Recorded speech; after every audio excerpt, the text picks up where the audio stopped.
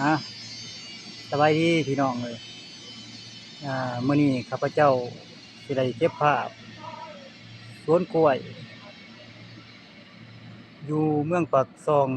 แขวงจำปาสักอยู่ลาวเฮาอันนี้คือสวนกล้วยอยู่เมืองปากซองเฮาเด้อพี่น้องเอ้ยอยู่บ้านห้วยกองเมืองปากซองเฮาข้าพเจ้าสิได้คอยถ่ายภาพให้ไอ้น้องคอยเห็นไปนำกันเนาะ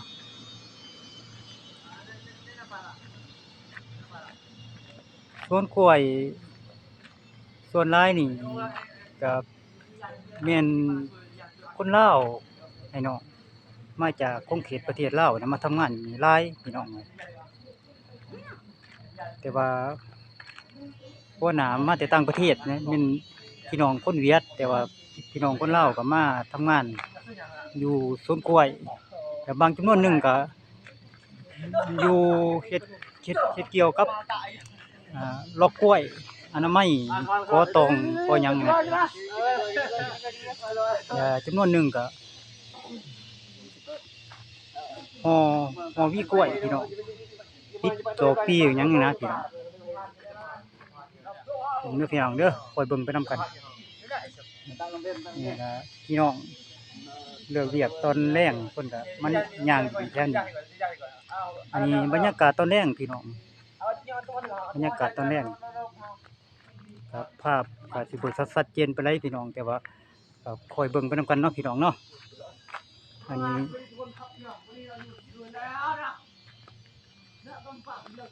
เส้นทางนี้ไประหว่างจากโรงงานไปหอพักอันนี้บ่อนหอพักข้าพเจ้าอยู่พี่น้องทางหน้านี่ก็สิแม่นร้านขายเครื่องพี่น้องร้านขายเครื่องให้น้องเฮาอยากซื้ออาหารหยังต่างๆนะซื้อน้ำซื้อในก็มาซื้ออยู่นี้แล้วบางชั่วโมงหนึงก็ลงไปซื้ออยู่รุมพี่น้องเด้อสวนกล้วยบรรยากาศตอนแลงพี่น้องสวนกล้วยอันนั้นก็ทางเขาหอพักพี่น้อง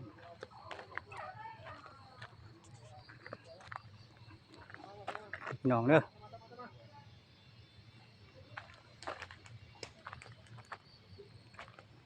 คอยถ่ายให้พี่น้องได้ผู้ได้เห็นไปนำกัน อันนี้บรรยากาศตอนแรกสวนกล้วยเมืองปากซองบ้านห้วยกองเฮาก็ถือว่างามสุดใจเลยพี่น้องเอ้ยกล้วยเพิ่นปลูกตามอันหลักการปลูกตามปลูกถูกวิธีการว่าซะอันนี้คือมะกล้วยสดๆใหม่ๆเลย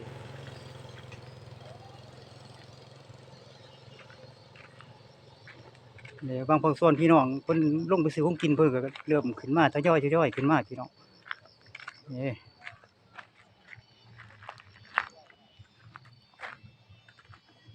มีมะกล้วยเพิ่นห่อธงพี่น้องเพิ่นสิกาเกียมตัดแล้วส่ำนี้ตัดเข้าโรงงานเฮา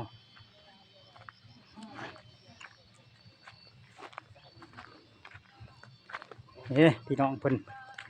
มาดิน อ่าเด้อพี่น้องเด้อเบิ่งนำกัน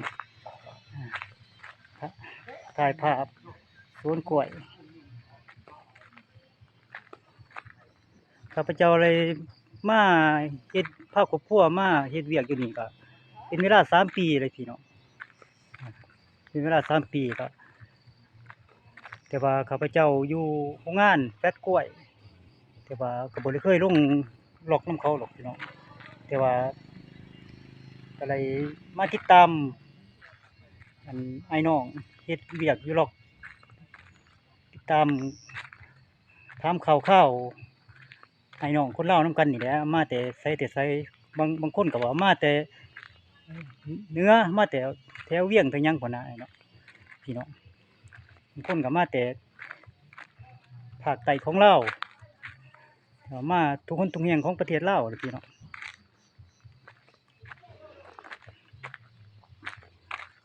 มาพ้อกันอยู่นี่ก็ส่ำครอบครัวเดียวกันพี่น้อง อยู่นํกันมีหยังก็ช่วยเหลือกันแต่ว่าแจ้งมาก็เฮ็ดคนละหน้าที่แต่ว่าสวนกล้วยก็งามมีได้พี่น้องเขียวตลอดแล้งตลอดฝนเลยงามแต่ว่ายามฝนเพิ่นแฮงงามเด้พี่น้องแต่ว่ายามแล้งก็ยังงามแต่ว่ายามฝนแฮงงามกว่านี้เพราะว่ามันได้กินน้ำนะพี่น้องน้ำธรรมชาติแต่ว่ายามแล้งก็มีน้ำอยู่แต่ว่าน้ำเพิ่นโปรมาแต่ห้วยแต่ห้องแต่ว่ายามฝนแฮงงามกว่านี้พี่น้องเด้อพี่น้องเด้อคอยถ่ายไปนำกันอันนี้ข้าพเจ้าไล่ถ่ายภาพลงไปแคมป์ลุ่มเพิ่นมาแคมป์10พี่น้องแต่ว่าแคมป์โตข้าพเจ้าเลย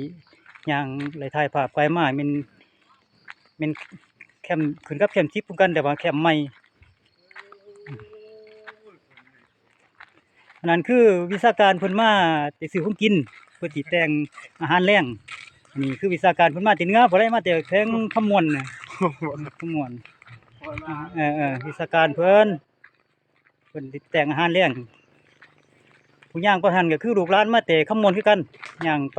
มาแต่โรงงานเพิ่นพนักงานห้องแอร์เพิ่นพนักงานห้องแอร์อันนั้นเพิ่นก็เริ่มเป็นผู้คัดลวกกล้วยซอยต่างประเทศได้ขาดเพิ่นก็บ่ไหลคือกันหั่นก็ได้น้องเด้อปล่อยถ่ายไปนำกันเนี่ยขอโทษขออภัยเด้อพี่น้องเด้อมือกล้องก็บ่จักคักปานใดแล้วเพราะว่ามือกล้องสมัครเล่นพี่น้องยังผิดพลาดประการใดขอโทษขออภัยนำแต่ว่าถ้าว่าพี่น้องลูกหลานเขามาเบิ่งนะก็ขอความช่วยเหลือแหน่ขอความช่วยเหลือกดไลค์กดแชร์แหน่ติดตามแหน่ครับมือกล้องใหม่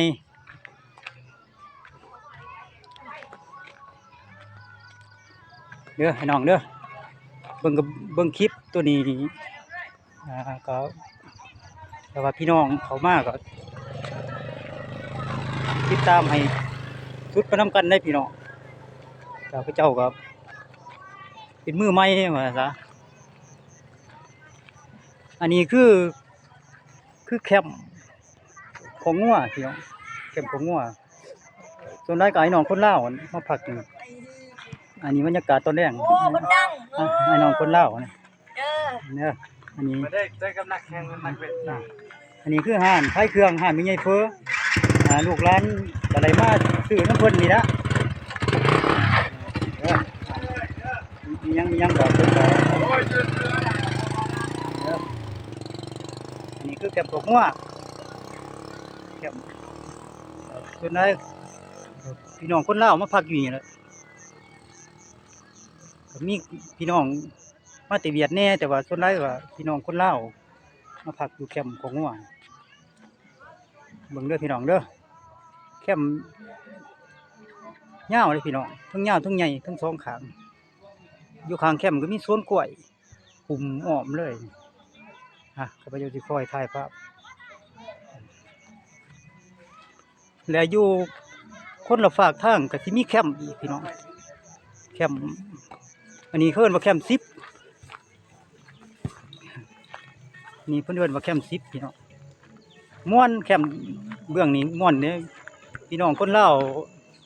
มักม่วนอีดี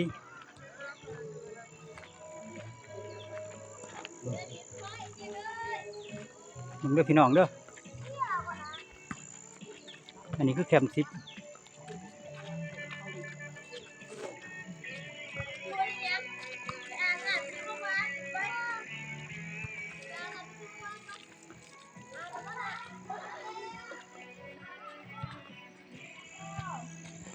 ตอนนี้เนาะพี่น้องเนาะ